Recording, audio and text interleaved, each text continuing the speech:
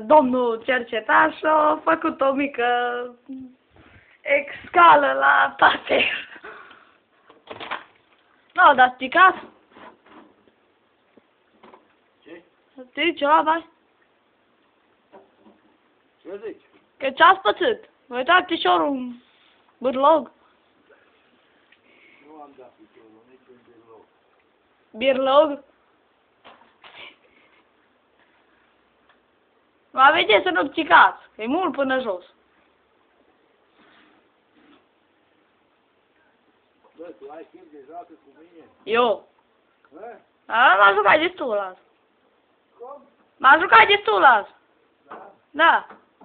Și de învățat ce ai făcut? Multe. Multe? Da. Nu, bă, E foarte bine, știi? No, spor la lucru să aveți. Numai bine. Dumnezeu cu grijă.